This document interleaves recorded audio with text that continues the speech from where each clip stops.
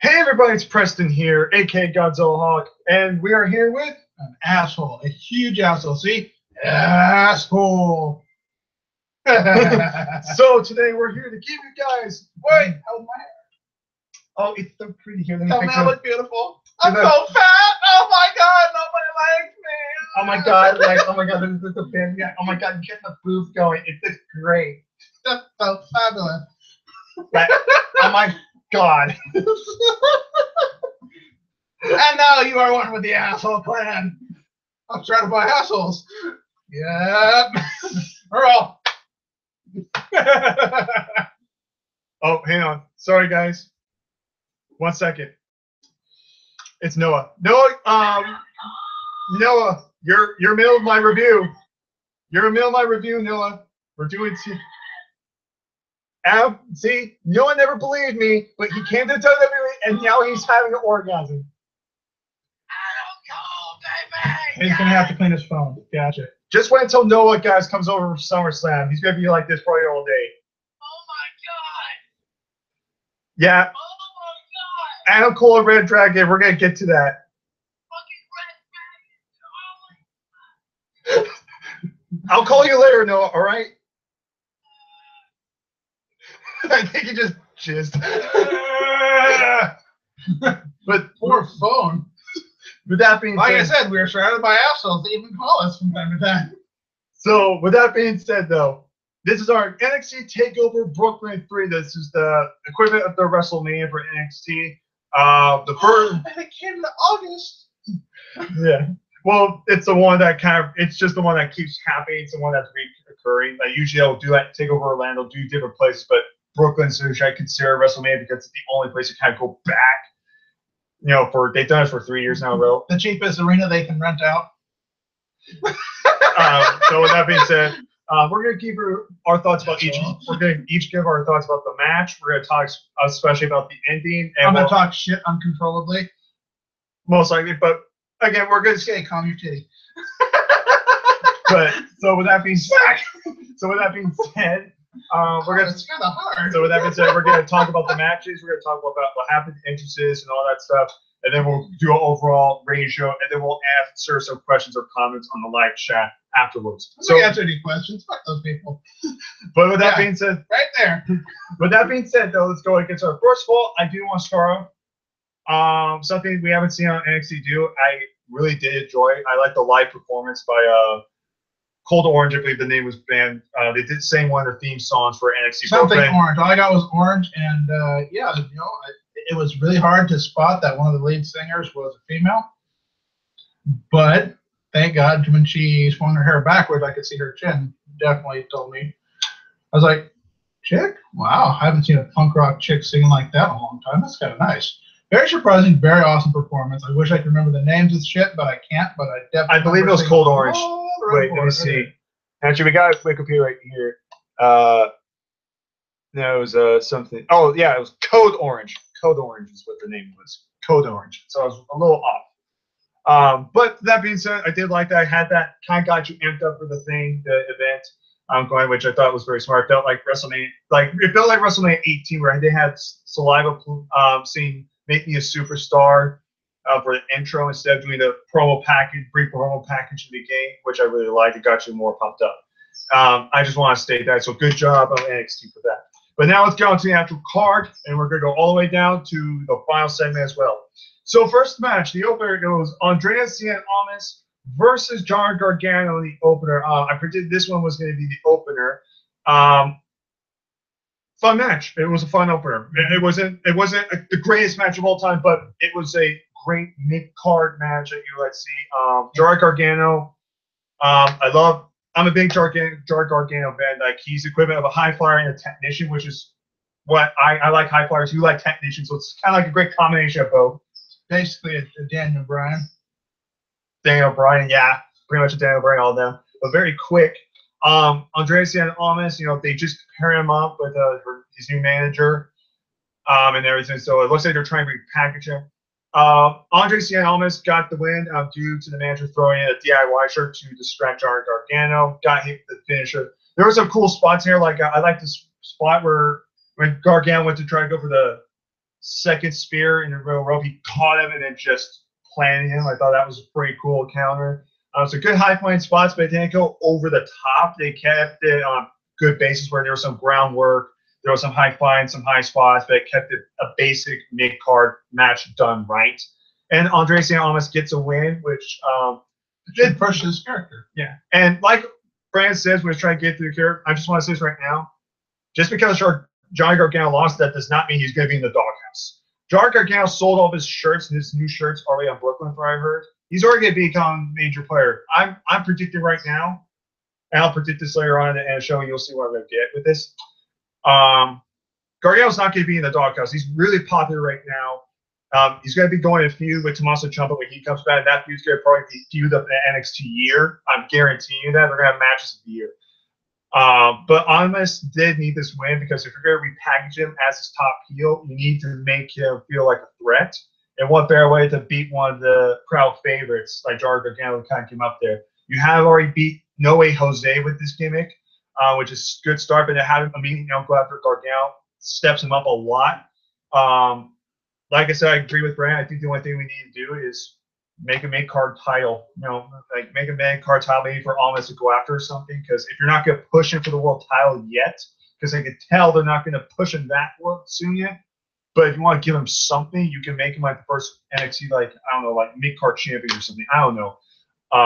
But that's how I was mixing him up with. I was mixing him up with No Way Jose. Yeah. But still, something like that, something for the others to kind of do, like Patrick Clark, Gargano, all of them. That's the one with the red straps, right? When he first came out, he had the black bowler hat and the red straps over his shoulders. I think so. That's why. That's the one I was talking to. Thought he was doing that forever because they have similar hairstyles. Okay. I just said, sorry, white guy mixing up two Mexicans. Sorry. I've talked a lot about this match. This match got 13 minutes and 30 seconds. Do you want to hop in on a few extra things before you nail it all? That I still say that I am like you. I'm a big fan of that second rope springboard spear. That's when it hits, you want to see that every time, and when it doesn't, you still want to see how badly he messed that up. He's great. He's a great wrestler, Gargano. I think that he's going to be one of the biggest things in the WWE eventually one day. Unfortunately, his weights and size was probably going to land him straight on 205 Live. But I'm going to bet he's going to redefine the cruiserweight division pretty easily. As for CN, we don't really know. We don't know where he's going to go with it because there's no mid-card title. He's not a positioned character strong enough to represent a heel or face big enough to hold or even compete for a major title. And he obviously doesn't have a tag team partner. So I'm thinking they have nothing for him right now. So they really need to do a mid-card title eventually. They don't have to do it right away because they're still developing his character, still developing his moves, kind of like they did with Bobby Roode. But it was definitely predictable. We knew that CN was going to win. I had a hunch. If CN failed, that would mean that his character, the point of revamping a character and turning him heel, is strictly so that you can push that character. Well, even to make him straight out lose, the only way it would work further is if he would turn and kick the crap out of Gargano after the match. That's the only way. And they don't care to do that. NXT's pay-per-view events, they don't care. Or at least not all the time. It's very rare. It's like that happening at WrestleMania. They try to avoid stuff like that. They want it to be the show, not the attack. Yeah. So, they kind of did that with Hulk Hogan and The Rock, where Hulk Hogan lost at WrestleMania 18. Then you had the NWO turns back on and kind of That's because they were the biggest names in the company. We're talking about, mid card. Maybe it's a little bit. Maybe not here mid card, maybe a little down here. But Kevin Owens did that to Sami Zayn after Sami Zayn won his first title and everything. They were hugging the ramp, and then Owens just took him out on the ramp. But it was intentional. Owens, Sami Zayn had the world title, and Owens was going to be the next challenger for the title. So it makes sense for them. Well, no, he wasn't going to be the next challenger because that night he just debuted. He just won his debuting match, and then went to congratulate Zayn. And he attacked it because he felt like he deserved the opportunity more. So that's a different story. Anyways, good match, but we can't wait to see what they do with both these characters. Yeah. Next match. Yeah. Actually, before I just want to say right now, almost did turn heel a while ago, but I think giving him this manager now, I think is kind of what he needed. Because a chick. Well, it just, I always felt like there was something missing from him. Like I could never connect with him. A penis. Well, no, it's just. I mean, he's a good wrestler, but it's just I really couldn't get into him. I couldn't ever get into him. I think I honestly still can't. His character's missing. I just think maybe the manager role is a step in the right direction now. Let's just see. I'm not going to be 100% behind him, but I'm not going to shit on him either. Let's just see where he goes from here, and hopefully, who knows? Maybe he'll be in a main event scene soon. We don't know what's going to happen, so we'll just see what happens. Bottom line, they can always Jinder Mahal him. Bottom line, promise wins this match. Next match, a lot of people shat on this match when they first announced it, but Brand and I were one of the few people that are actually very intrigued by this one. We have the Authors of Pain versus Sanity for the NXT Tag Team Championships. Actually, do you want to hand me that for a sec? I don't want to, but I will, only because it's very shiny. So I think it's as appropriate where it is right now. So first off, this match was heel versus heel technically. Yeah, it was technically heel versus heel. It's favorite heel versus completely and utterly disliked heel. So I don't like calling them face heels because if face the company, you should be considered baby face when you're the good guy. This is more like crowd favorite heel. It's the equivalent of people chanting for Triple H. They know he's an asshole. They know or like AJ Styles when he was a heel. Yeah. He's clearly a heel. He's good. He's even, especially when he's having his match against freaking Shane McMahon. They were still chanting for him. They want to chant for Shane McMahon a little more, but it's AJ Styles. So it's equivalent of that, but on a lower scale because of course you can't compare them. This match was decent, and of course, Authors of Pain coming out with lizard masks on just really pissed me off. That was weird, but kind of cool. I'm not going. He said it was cool. I said it was kind of weird because I'm sitting there going, "Fuck! I know a certain tag team from Lucha Underground is going to be pissed." Don't mind us, Cobra Moon. She's sitting there going, "Those motherfuckers." They're going to sick the giant reptile on you, and I'm just wondering what other he's going to bring with him. Oh, my God, I kind of jinxed it with the green. They came out, these two big old black guys, and this really big white guy came out with a snake mask on. They're like, oh, fuck. He's pissed. I can't tell. He's got an angry snake mask on. What I'm going to take my mask off, hand it to you, and let you hand both masks to him. And while you're doing that, I'm going to go and make sure that our titles don't walk off. I'll see you later. So I don't approve of the new masks at all. Well, I like the suit and the gimmick up to here, but the masks, they should have been like camo gas masks or something, not reptile looking masks. That was too much. But that's just their attire. Let's talk about the actual match. The actual match was actually pretty good back and forth. We finally got to see what we call the black horse of the match. Well, no, we call him the black horse of the tag team because he's the weaker or the lesser used. Well, he always takes the he always loses the match. No, I want to talk about the first part of the match, even before the match began, because I like this. How we thought it was going to be Alexander Wolf and Killian Dane. But then Killian Dane, it didn't even start the match. It was just a brawl for like 2 minutes. And Killian Dane never even tagged in. He wasn't even legal. And then Eric Young came and decided to jump in, which I thought was pretty cool. Kind of good swerve. That was cool. Them setting up the table, we already knew somebody was going to get hurt. We just didn't know who. Like I was saying, it was kind of cool to finally see the black horse of sanity, which is, what's his name again? Alexander Wolf. Alexander Wolf. Guy who takes the biggest amount of beatings and does the least amount of damage in his career while he's on TV. Okay? He finally starting to get his chance to perform. He's like a circus clown from hell. German suplexes, exploders, freaking spinning. Very awesome. And I'm not going to kid you, when he was on the rope and he did his roar thing, I swear to God, House of 1,000 Corpses. Like, dude, he looks like the clown. He's like, one, fuck your mama. I'm like, dude, it's him. It was awesome. Then you look really closely at his pants. It's like, that's for every part of his pants came from every clown he's ever killed under the tent. If you don't have a good reason to tell me why you're afraid of clowns, I'm gonna kill you whole fucking family. Get out of the car. Pretty much.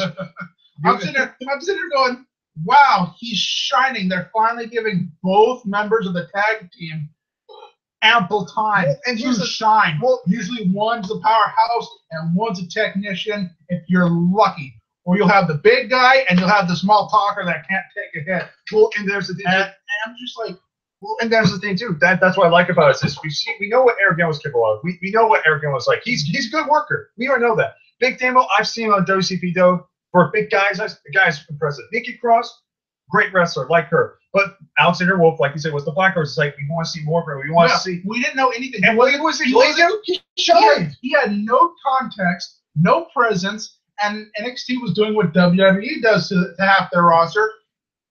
The bitch of the tag team and was just taking beatings. And then look what happened. And then would finally get to tag out. And then the main guy everyone wanted to see would shine. He felt more like the main guy. On top of which, Sanity wins. Their first championship. He's the one who gets the pinfall. Finally, something that makes sense. To see the people who aren't appreciated, who aren't the ones that they want to see in the ring all the time, finally pick up a victory that has a title involved. Very nice. Shows NXT is keeping it logical. Very logical, Captain. Yeah. I also like the ending too, like one of the members of Office of Pain catches Nikki Cross and a big damage just come out and just blam! Yeah, that was awkward. It was like literally watching them make one of those like offshoot colors Oreos where it's one vanilla Oreo and a chocolate Oreo and it's got like a little bit of white fresh cream in the middle. It's all right through the table. I was like, oh, they killed her. With a little bit of a Hershey's chocolate. A tiny bit of wood in between it. Oh my god, dude. I just sit there going, she's gonna need a shower.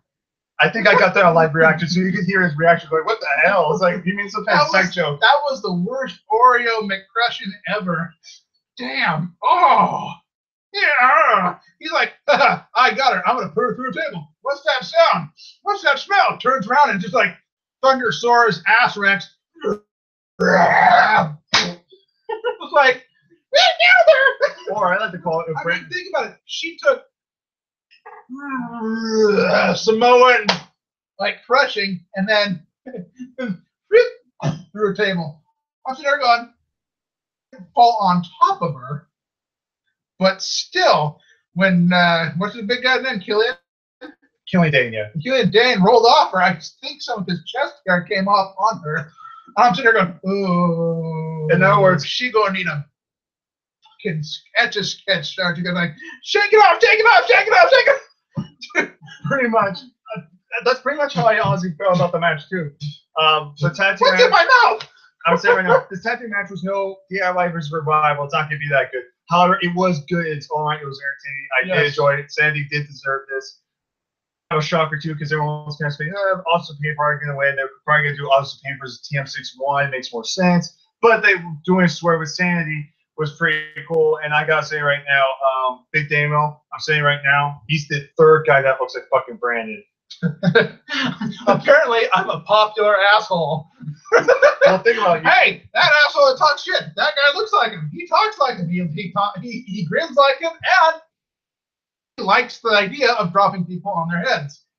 Let's fight him. Well, he looks more like him. I'm sitting there going, excellent. So you're Kevin Owens, Bray Wyatt, and now you're the Viking version of yourself, which will be Killian Dane. I'm still waiting for the Vikings from Ring of Honor to come over. War Machine?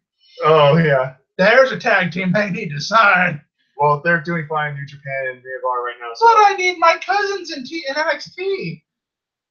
True. But the whole clan came to NXT. But speaking of tag teams for Ring of Honor, after Sandy won, we got the tag team formation. Now, keep in mind, this isn't their time they debuted, but this is their first time they've ever paired up together as a tag team side by side on NXT.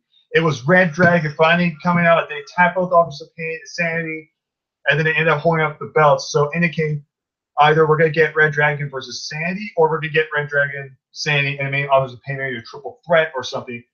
And keep in mind, or at least let us know that they're coming for the titles, basically. Yeah, so which is good. I love ReDragon and everything. So they're a great tag team and everything. And we're going to talk about them later after the show because I got a lot to talk about on that. But overall, I thought it was a fun match. Sandy wins. Everyone looked good. Everyone looked good. And Desmond Wolf, Alexander Wolf shined the most. By the way, you're not supposed to powerbomb your tag team partner. Well, just so you know, kids, if you powerbomb your tag team partner and he's bigger than you, he's going to kick your ass later. Next match. I would say the stiffest match of the night. Match of the night. No, not even match of the night. Really? Nope. Women's match by far was match of the night. I don't know. I kind of like this one better than that one a little bit. But go ahead. Well, you thought about that last time. Anyways, I'll say this was the stiffest match of the night.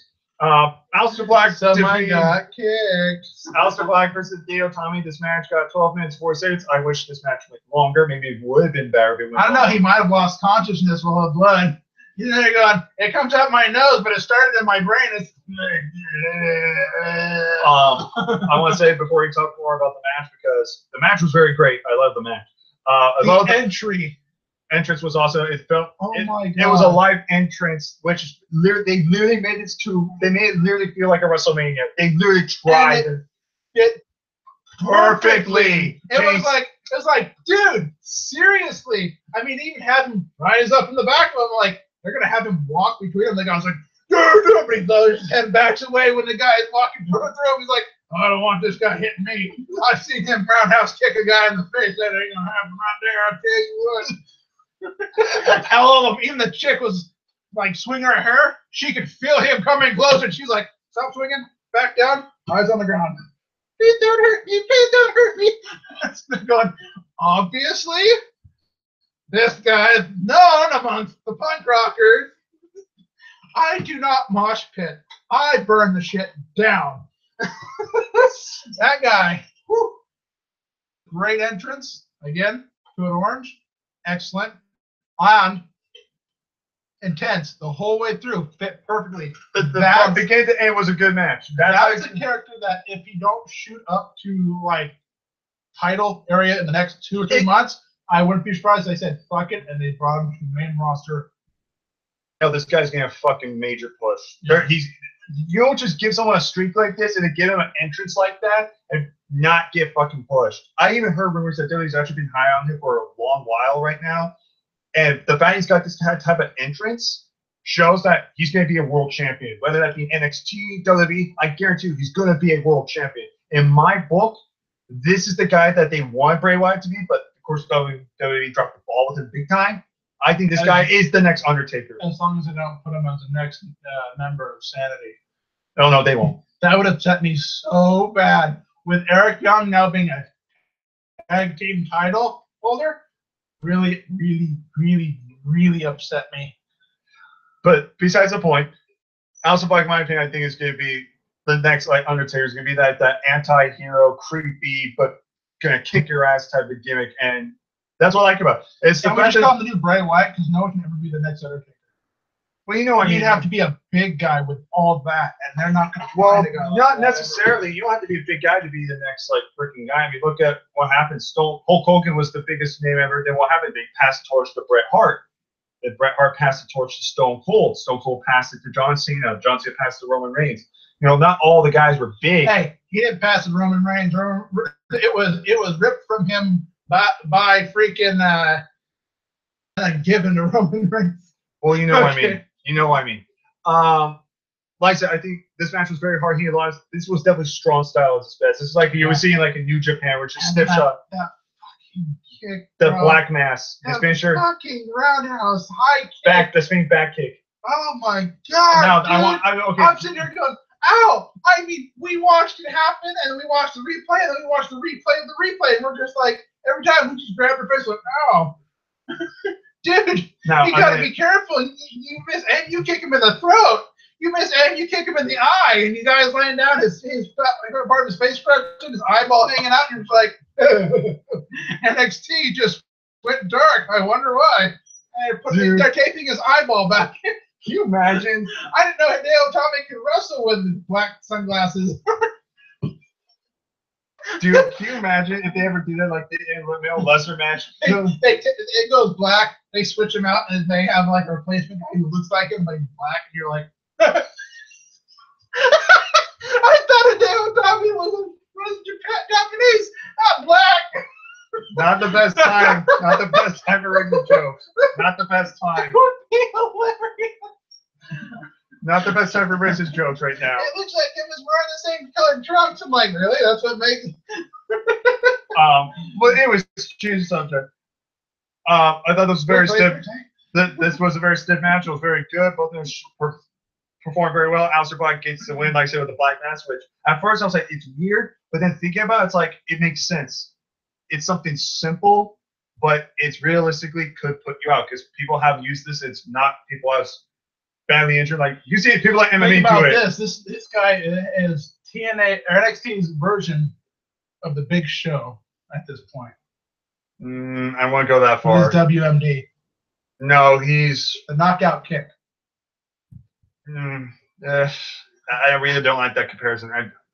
I'm sorry that you don't like the rest. I'm just comparing the moves. That's all. If don't picture the Big Show, picture a big fist, knockout punch, then picture the black kick. Whack! Oh, he's out. Black mask. That's called mask or mask?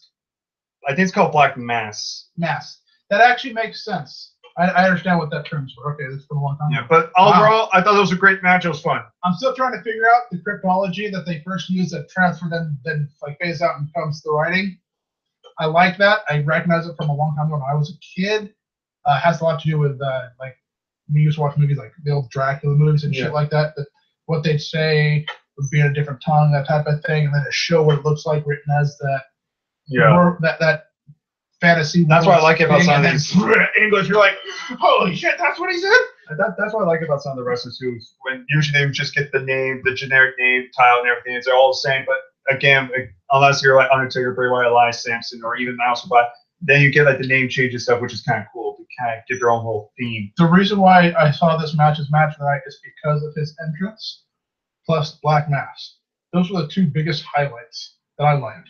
And I'm not saying those things are wrong, but again, it's all about the match itself. The whole match. Just shows it by entrance and finisher. Don't get me wrong, I love those, but it's definitely next match. But in terms of entrance wise, I would say that was entrance of the night. Okay, I'll give you that one. Okay. If that's how we want to break it down, where that's the best entrance of the night and the best finisher of the night, I'm cool. Then I'll say the next match, like you were saying, is the match of the night. Okay. But overall, great match. Yes. Next match, 14 minutes and 50 seconds of pure awesome striking. Asuka versus Ember Moon. And oh my fucking god, I don't think I've seen a match this good since fucking Bayley and Sasha Banks at Brooklyn in the fucking 2015. I'm saying this right now. Bayley and Sasha was still superior, but if a match came remotely close, it'd be this.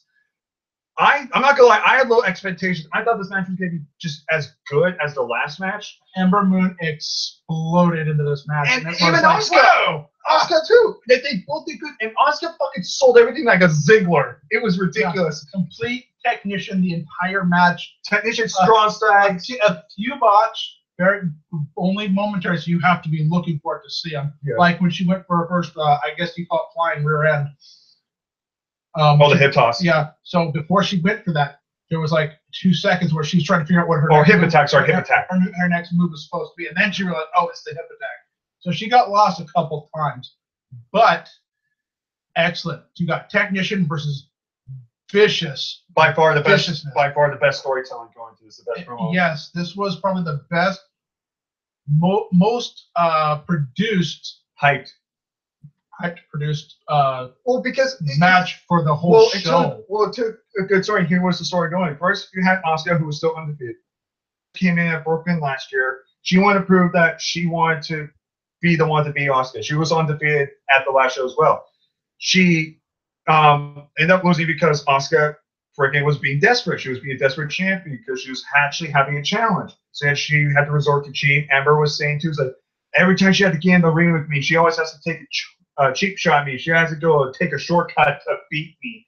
And then they even show like they had a battle royal and had King of Final participants. Originally, that match was supposed to be a fatal four-way with Ruby Riott, Nikki Cross, Ember, but unfortunately, Ember got injured due to Asuka throwing her out. Now, it sucks for Ember, but at the same time, it made for good storytelling because it proved like I was in that match. I got injured. Also promotes the whole viciousness, the intensity of The storytelling, because her arms were still sore. It was her, and she was targeting that shoulder, trying to wear her down. And throughout the story, it was, I'm going to recover. I'm going to be back stronger than ever. I'm not going to take shit from no one. She came back. She won her rematch. She got into Asuka's face, and she didn't play any games. She was like, I'm done with this shit. Bam, attacked her, laid her out with the Eclipse. And it was like, I'm taking that damn title from you. When we get in the match, we got the first kick out of The Eclipse. And great Eclipse, too. Great Eclipse sell. And I honestly thought it was done. I was like, oh my. Well, at first I thought she was going to like roll towards the ropes and was giving like a rope break. I was like, okay, that's how they get it. Actually kicked out. Yeah, she actually kicked out. It was like literally 1, 2, no, kick out. Last time, I'm like, I even got a reaction. I was like, holy shit, that was done. And she kicked out. There's a lot of counters. One of my favorite moments was when she tried to go for the second one. She tried to go for the second one. Asuka has the referee sort of thinking, shit, she's going to fucking cheat again. Amber said, fuck it. She crossbody, referee ducks, gets the crossbody, but Asuka rolls up, grabs the tie, we're thinking, oh my gosh, she's going to steal again. When she played hide the finger. And then freaking 1, 2 referees is like, no, can't do the tights. And then what freaking Amber do? She gets, I think, a super kick. And then 1, 2, kick out, like, fuck. It was like going back and forth. It was like, Asuka, we're thinking Asuka's going to cheat. And then at the end, though, she gets her in the Asuka lock for a long while. Legitimately gets her Asuka lock, and Amber just had no choice but to submit.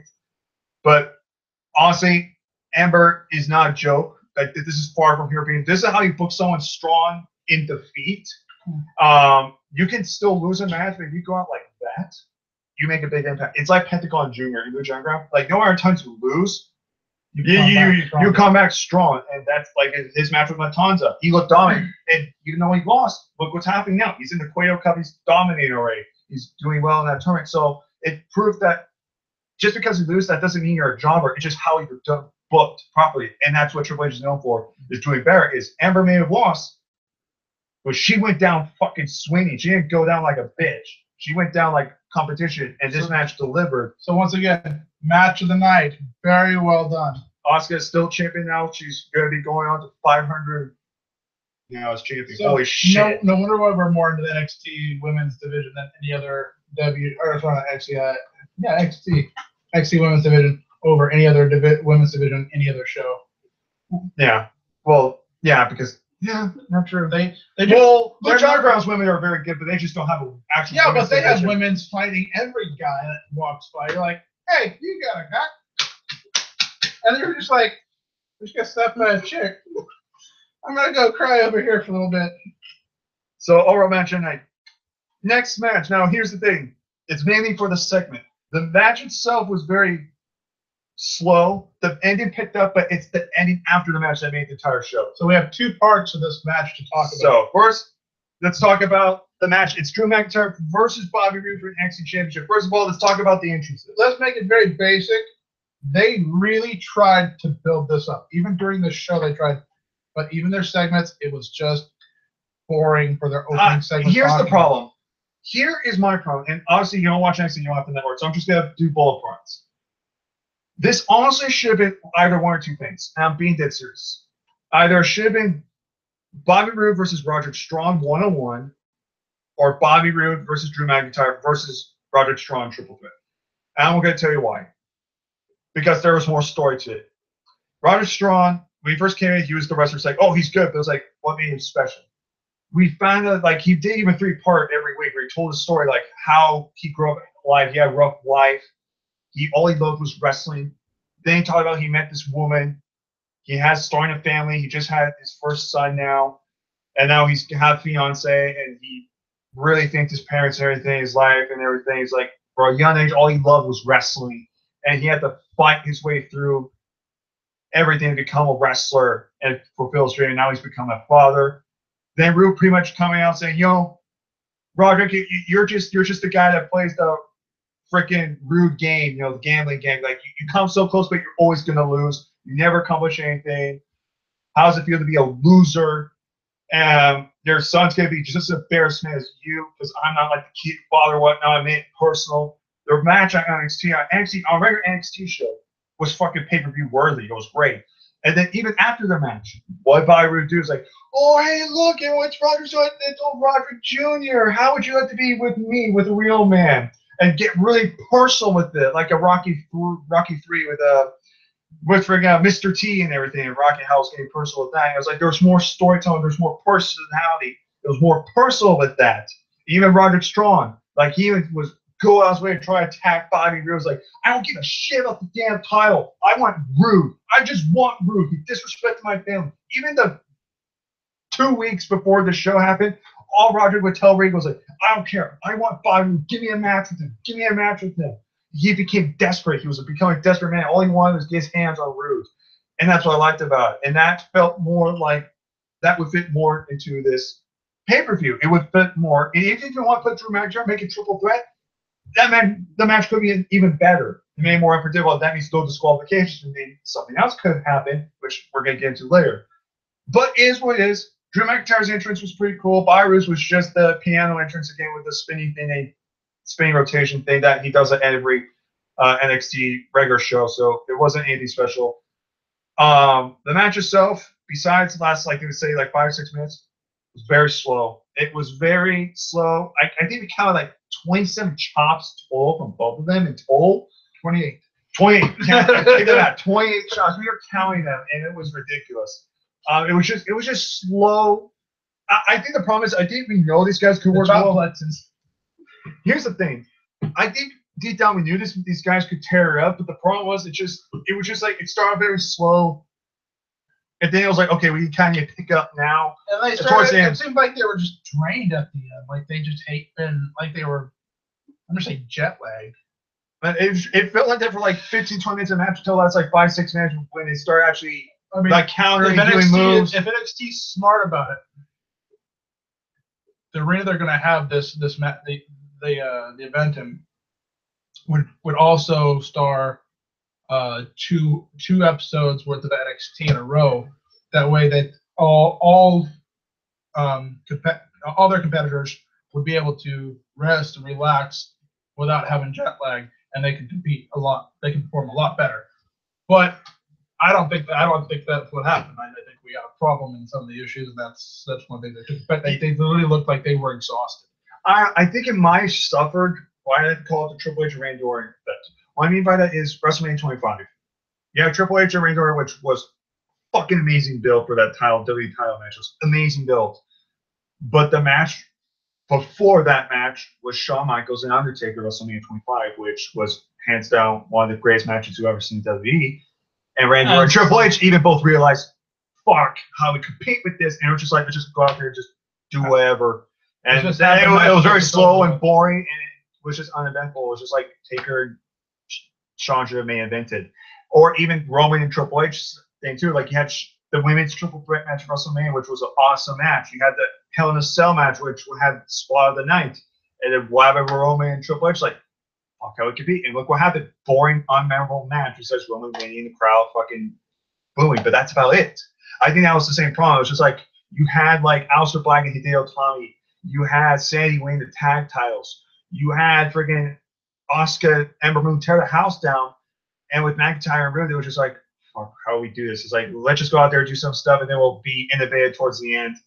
And at least with the first Takeover event, even though Sasha and Bayley went the house down, at least Balor and Kevin Owens in their line match at least went down, at least having a great match.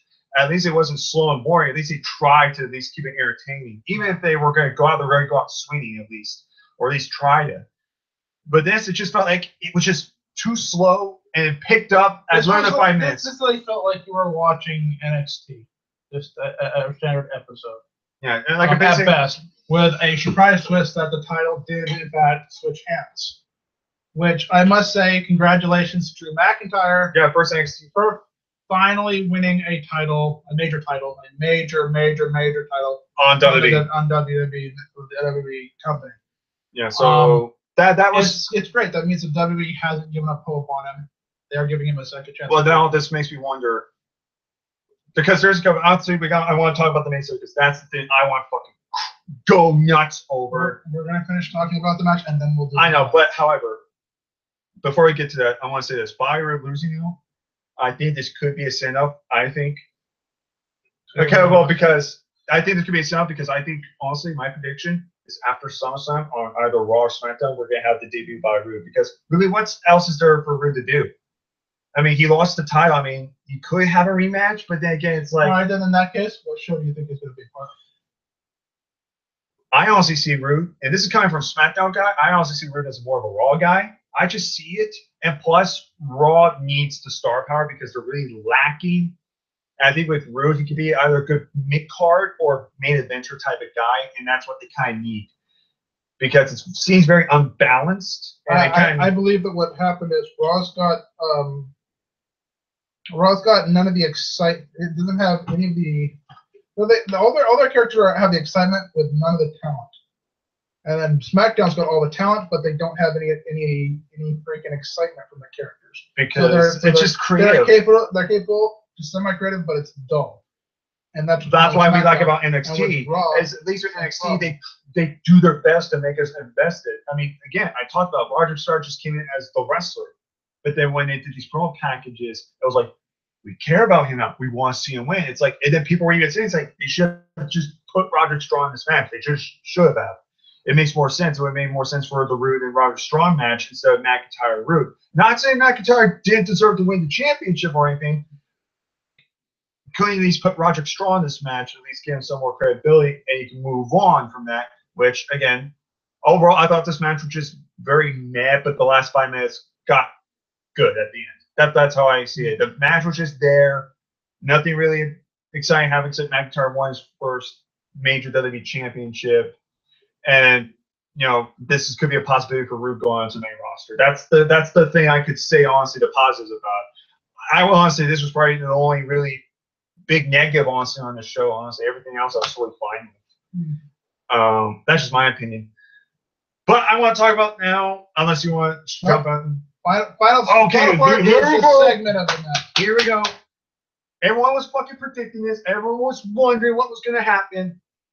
We see the logo, exactly what they did last time at the Chicago show, where you had DIY lose, and then you show the little logo saying, oh, it's over. And then what happened? They broke up, and Ciampa attacked Gargano. I was like, they swerved us. They did the exact same thing. They had the logo there. Brandon was saying, yep, it's over. It's over. And the crowd was kind of looking around. I was like, wait, something's happening. And then we turn our heads on the other side. ReDragon was there. We're thinking, wait, what's ReDragon doing here? And out of nowhere, someone jumps freaking McIntyre, and it was the first ever 3-time Ring of Honor champion, the 29-year-old former Bullet Club member, leader of the Kingdom faction with Mike Bennett, Maria Kanellis, and Matt Taven. And 2 of those are already on the main roster. Exactly. Only is Matt Taven now.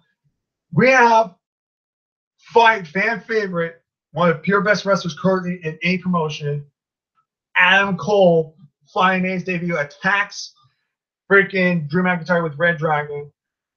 And I just found up the NXT title, tosses it back down like it doesn't matter, and just stands over Drew McIntyre. And I think, and here's the thing, this is one of the reasons why I think it would have been cool for Roderick Strong, because everyone was predicting they were going to do a Ring of Honor faction. Because so far, this is what it is. It's these 3 guys together. It's a Ring of Honor faction. First of all, it's funny because Kyle O'Reilly and Adam Cole, back in the day, when they were both baby faces, they used to be a tag team together known as Future Shock, which I thought was kind of cool. So they're friends and enemies. You know, in fact, enemies. Yeah. Now you have a Ring of Honor center. This is why I wanted Roderick Strong in the match. You could have had Adam Cole and ReDragon interfere because there's no disqualifications. Had Roderick Strong win. Because remember, everyone, Roderick Strong is known as Mr. Ring of Honor. Could have won the title desperately in his desperate act with the help of Adam Cole and ReDragon, and there could be like a 4-man kind of like an evolution type group where it's just Ring of Honor guys and Roderick Strong's the leader. And maybe you can have, or you could start a new version of the 4 Horsemen. Yeah, exactly, or something like that too. You could have done that. I think that would have been perfectly. It would have made a lot of sense. But that's just my personal opinion. Either way, I'm so happy for Adam Cole now. Now, my personal opinion, I think now I'm making early prediction. I think now Rude, I think, is officially going to go on the main roster now, unless he's going to finish his feud with Roderick Strong very quick and then move up. But I think we can all safe bet is I think Adam Cole and Drew McIntyre are going to have a title match at the next Takeover match, which I think is going to be a very interesting match to see. Because Adam Cole, you know how small he is. I honestly don't think that Rude's done with NXT because he still gets his rematch, and the big one is he still has to finish his feud, like you said, with Strong. So well, that's what. It's just an early break, but don't forget, Rude can still go to the main roster, but he can still finish up his stuff on NXT. We've seen that before with guys like fucking Kevin Owens and Samoa Joe, stuff like that. So it's not the first time. That's how. So Kevin Owens was the one who did it openly. I'm NXT champion. This is what a real title looks like. Yes, we remember it's right. It was awesome. But now, here's my other prediction. Like, honestly, I would have had Bobby Roode retain the title, to be honest. This is just me personally. And honestly, I would have done Bobby Roode versus Aleister Black for the title and have Aleister Black be the one to dethrone Roode. Because of how hot he is. We knew it was going to happen eventually. But at the same time, the way they've interjected Drew McIntyre feels a lot like how TNA was doing it. And he never got the TNA championship. No, he did. He was former TNA heavyweight champion. How long did it take for him to get it? A couple months? No, it took him when he first debuted, right? TNA. Yeah. When he first debuted, I think he was in TNA at least maybe a little over a year or 2 years. And he didn't get the title. No, but he did get the title eventually. Yeah, so it took about a year or two, right? I would say at least roughly 2 years. 2 years. So with this one, he's been in NXT for how long? Let's say when we first saw his face at Chicago, that was the last event, NXT Takeover event. That was a few months ago. Okay. So he's been in NXT, I would say, at least a few months now. Okay, couple months he's been in NXT, and he's already holding their main title. So similar, instead with him being interjected here, he's not a face, he's a heel, right? No, he's a babyface. He is? Yeah. Are you sure? That's what the whole build-up was all about. He's a clear babyface. He was using a lot of heel techniques during that match. I'm sure. No, he's a babyface, full-on babyface. Okay. What makes? Yeah. I'm surprised. Okay. Well, fuck you. Shut up. I'm just saying that there's too many similarities between TNA and NXT with the way McIntyre's being used. That's all I'm saying. With him getting the title, honestly, it helps because eventually Roode's going to have to go to the main roster. Eventually. Yeah. Do I agree with you that he probably shouldn't have lost it to McIntyre? To a degree. But it's kind of 50-50. At the same time, the only way I would see it is if they did the three-way and Roderick Strong beat the shit out of Roode uncontrollably, and then Roderick Strong was the one who was pinned by McIntyre from getting hit by, his Claymore. Yeah. I mean, there's so many things you could. It's a tricky subject, but I'm saying this right now. I think Drew McIntyre and Adam Cole, I think that's going to be the next feud, in my opinion, going forward. And then probably they might do Aleister Black then and Adam Cole probably in the top picker. Bottom line is Aleister Black's going to get a world title match soon. I'm going to make a prediction. Either he's going to get it toward the end of this year or he's going to get at Takeover Brooklyn next year. So that gives him a good, strong year. Or they'll springboard him into the main roster. It depends what they do, but I guarantee you the guy's going to be fucking champion. Because they haven't shown any interest of putting him near the title yet. Well, that's why they're just building him up. And I mean any interest towards getting the title yet. And I'm sitting here going, they could debut him at the Royal Rumble. I mean, they could. You don't know what they could do. He could also be debuted for the Under the Giant Memorial Battle Royal. He could just go straight to the main roster. You really don't know. So I kind of want to let everybody understand that you have to see this variable. That Aleister Black, yes, he's a very awesome character, but with the way it went so far, he seems to be completely developed. And once a character is 100% developed, they have to really consider about where they're going to put him, where they're going to leave them for the next couple months. And while he hasn't technically done anything super awesome in NXT, but has had a presence, they haven't put him into any picture that says where his direction's going to go. and they have fully developed his character. There isn't much left that they can do to, upgrade him. Yeah. So the next step is either main title pictures or main roster. And if they don't have the connectivity to make him a main roster or a main title picture competitor, then they will springboard him onto the main roster with ease. So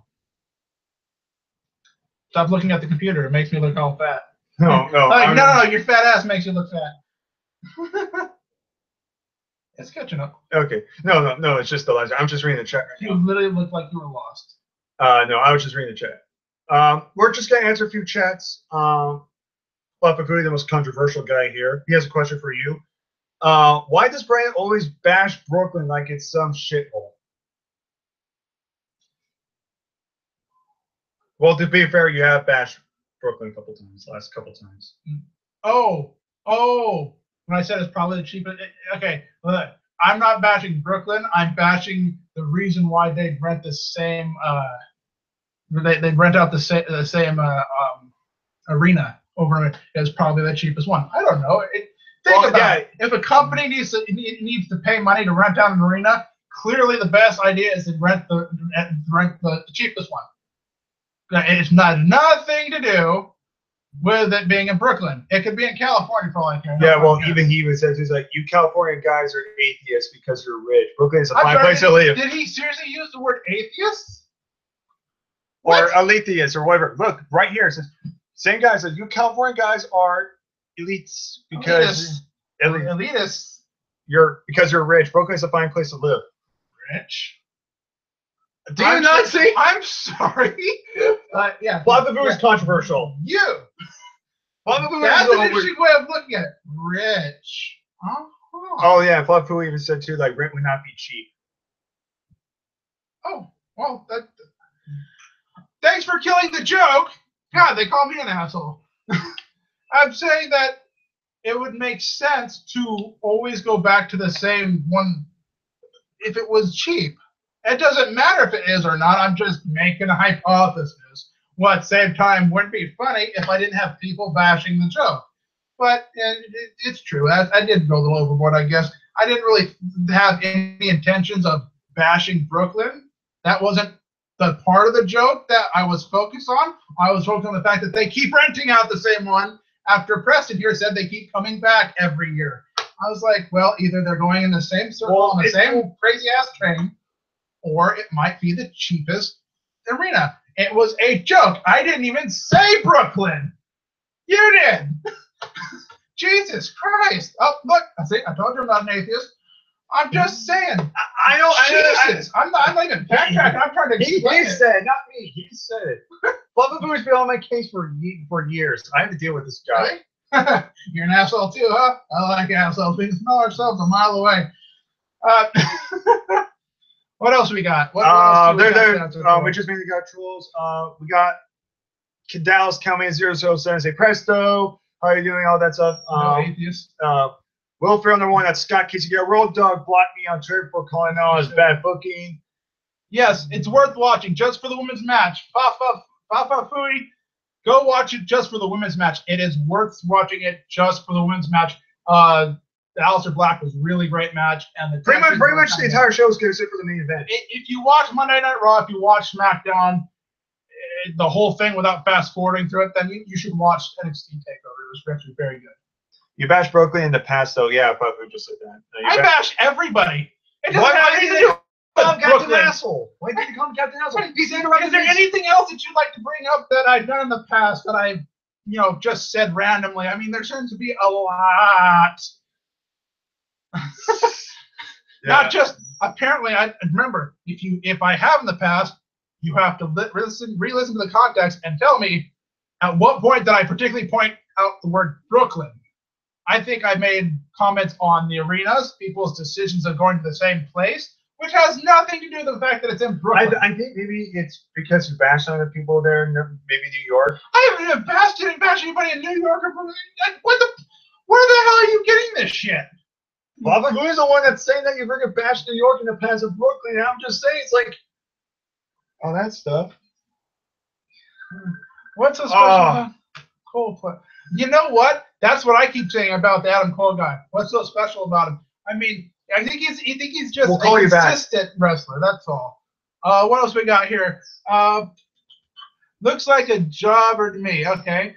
I'll watch it. Who's the ReDragon? ReDragon's a tag team. Watch these guys. These guys are amazing. We're talking about technicians. They're both highly skilled technicians. They're technical, strong style. You gotta watch these guys. It's amazing. It's the equivalent of if we had Nakamura with constantly going from different from Or like a from Daniel one submission Bryan. to the next submission to the next submission. With Daniel Bryan. Yeah, it's basically what they are, and they're Except a tag team. really good. What else we got? I will say it's good to see you, Brandon. Okay. It's great to see this asshole walking around. And as long as it's wiped. Brandon, come to the NXT Q&A. What? The next Q&A session. I do Q&A from time to day, begging us to do a Q&A. But here's the thing, though. I would, but I actually have a job. Well, that's it. Well, I have a job too, and that's the thing. We have to pick a a sellout. No, I saw a few empty seats, but very few. They definitely sold out the arena better than SmackDown and Raw could by far. First SummerSlam wasn't sold out yet. That's not a surprise. A lot of people are not looking forward to the outcomes, especially of like the Fatal 4-Way for the Universal title. They're not looking forward to that match at all. They think it's going to be one giant oh shit. That's all they're thinking of. No, I think it's going to be a good match. It's just the problem with the result of what's going to happen. I'm sitting here going, despite the fact that I'm pretty sure Roman Reigns walking out with that title, I'm looking forward to seeing every member of the Shield holding a title at the same time. Again, that's what I want to see. And here's the thing too. Is it sold out yet? Live reactions tomorrow. Yes. That better be. I mean, jeez, I want to see you cry. Like I said, we got NXT Takeover live reactions, and we are giving you guys the SummerSlam live reactions. The Takeover reactions will hopefully be uploaded by tomorrow. And in terms of the SummerSlam live reactions, composed, but Preston freaks out. I'm always entertained. Scared of people. only if I get the rodeos. Which one? They're both getting jealous. I think that's it for now. Well, I guess I'll. I guess I'll be it for now. Overall, I think we should honestly now rate the show. I'm gonna give it 8 out of 10. I thought it was still a very enjoyable show. I would give it a higher score, but the main event was a little lackluster. You know what? I agree. I'm gonna give it an 8 out of 10 too, because a lot of it felt not like filler, but like bland. There's filler and there's bland. There's filler where it's like unimportant, and there's where they tried but not hard enough to make it work. But at least, really the random matches, or at least were fun to watch. The extra portions at the end of the matches, the spots were really nice. The women's match was amazing. The entrances were cool. And the band, they had a great Adam band. Cole coming in was great. ReDragon. Dude, quit mentioning Adam Cole, okay? He's not that great. Congratulations. Fuck you. Adam Cole is... All right. Adam Cole versus John Cena. Woo! 16 times! I'm sorry. I had to knock you off your pedestal there. Adam Cole is, yes, he is a great competitor. But 1, he's shorter. 2, he's smaller. 3, it's Ring of fucking Honor. Okay? 3-time world title. At the age of 29, okay, I give it to him. He's held the title a couple times. It took him a long time to get here. He's still young. He's still young. It means a long time to get recognized. Now, keep in mind the WWE is always looking for talent to literally do something with. They don't know what, but something with. But okay, that's besides the point. Bottom line is, I'm happy. You're just kind of like, I just want to see what this guy does. Keep in mind, we also have other wrestlers that we wanted to see come to. I know. I want to see Kenny Omega more than anything. Come to this company more than Adam Cole. So they're getting skipped over for Adam Cole, and I'm not happy about that. Okay. Kenny Omega should have made it before Adam Cole, by far. By far. Cody Rhodes should have come back before. But Cody Rhodes is doing perfectly. He doesn't want to come back. I'm just saying. That's all I'm saying. I already know he's not coming back. That boy's done with the WWE, okay? And he's doing great on his own, okay? He ain't coming back. He should never come back. He's going to make a bigger name on his own than with a company like WWE. Okay. Now, having said that, I'm still... That's what I'm saying. Adam Cole, I don't see him shining bright enough to be that excited about it. That's how I feel. You've probably been watching him a long time, watching his stuff. So you have reason to think he's going to be big. But we can both agree, Kenny Omega's fucking amazing. He As deserves. long as he doesn't go the same direction as freaking Austin Aries, I'll be happy. Oh no, he won't. He's definitely he weighs more than 205. He's at least maybe 218. Maybe say weight as Seth Rollins. Okay, so we'll see something. But we can both agree Kenny Omega's a fucking shit. He deserves to be WWE. That guy, I've only seen a couple of his matches, and I know for a fact he would be unbelievable in the WWE. However, I know that it also probably killed part of his career for a good reason by going to the WWE. But that's besides the point. We're getting way off track. So bottom line, we both agree you're saying L10. We both agree the main event was very bland, just there with the wrestler card, including entrances and some it was spots. all salvaged by the spots, the clips, the extras, and a few. Only two of the matches really. So you got the black match, you got the women's match, and those were the only two matches that really saved the whole show because they were both very good. Women's match was amazing. Black match was pretty good. But the entrance, you can't beat that. But again, even the rest of the clips afterwards, the fact that ReDragon came to NXT, amazing hype, really great. Everybody should know who ReDragon is. If you guys don't know, look up Ring of Honor. They've had some of the best matches. Some of the guys that I want from Ring of Honor to come over. This is a big thing with me. The Redneck Kung Fu tag team. Briscoes? I want the Briscoes in the WWE. I don't want Adam Cole yet. I want the Briscoes in the WWE because they're already the type of talent that the WWE is known to have done before. They are the new age version of the Basham brothers, and they are amazing talent. And we are missing out on these guys. You guys don't know who you guys don't know the Basham brothers. If you don't know who the Briscoes are, also look them up. They'll be right next to ReDragon in. They've had fucking rivalries with American Wolves and Young Bucks. You should bring these guys to the main. They're great They're not talent. going to go to the main roster flat out. Bring them to NXT because they will take it to a whole nother level. Even as individual wrestlers, they are Jay amazing. Jay Briscoe's a former Ring of Honor champion. Yeah, these are guys that can shine in a way that other people cannot. And when they don't, when they decide to step out of the light, they can actually promote the other wrestler like never before because they're willing to take the hits. They're willing to hurt themselves to help others get their names too, which is what you don't see in today's talent. So look them both up. ReDragon, Briscoes. You will not regret it. Especially look up Briscoe's first world heavyweight title, Ring of Honor heavyweight title. It was an excellent match. Or even, dude, even if you want to know who Adam Cole is and Jay Briscoe just alone singles, watch their freaking Death Before Dishonor match. Freaking they used thumbtacks and weapons. They went all out. Yeah. That's 2 stars right there. Freaking again, yeah, the Briscoes. Again, that's fine. I'm an Adam Cole fan. I'm happy, but you're happy for ReDragon. But bottom line is, we both got in. We both got something we wanted.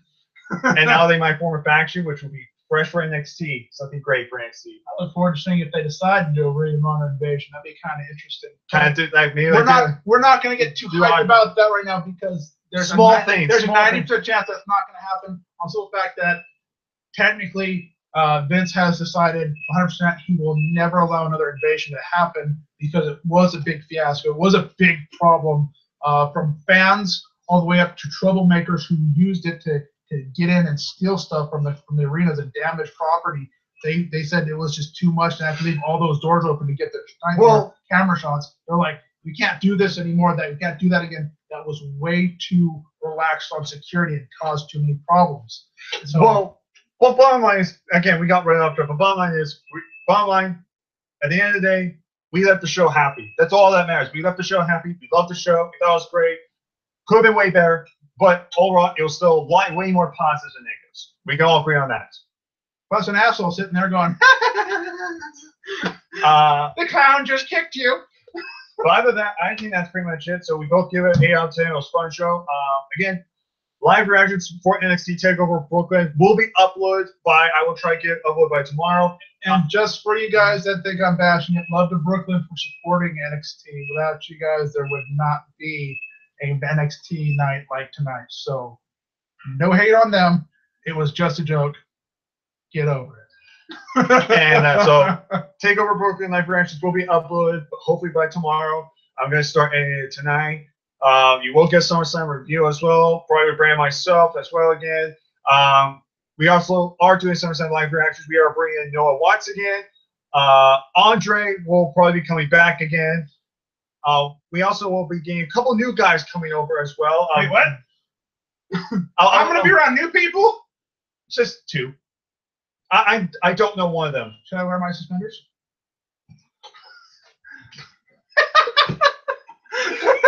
Oh my God! He walks in with a clown mask and the guy's like, ah! He's just like, but besides that, so dude, can you imagine if Andre's afraid of clowns? Oh my God! Oh my God! I would mess with him so bad. He'd be sitting there, and I'd be like, and he'd turn around with that, and he'd fall out of his chair, and he'd be like, "Would you like a piece of candy?" Oh my God! It's a bearded clown. what, like fucking Predator 2 where freaking the Predator records that kid's voice? It's like, want some candy? Circus beard. Alexander Wolf. Circus beard. Alexander Wolf. But other than that, so again, just one recap. There will be a live reaction for NXT uploaded by tomorrow. We are giving SummerSlam review tomorrow as well, Brandon and myself.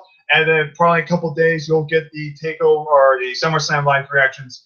But other than that, thank you guys for watching this video. Thank you for commenting, giving us all your questions. Other than that, I'm Preston Hawk. This is An asshole on a whole nother level. the Captain. And we see you guys next time. Show your salute at the prideful roar.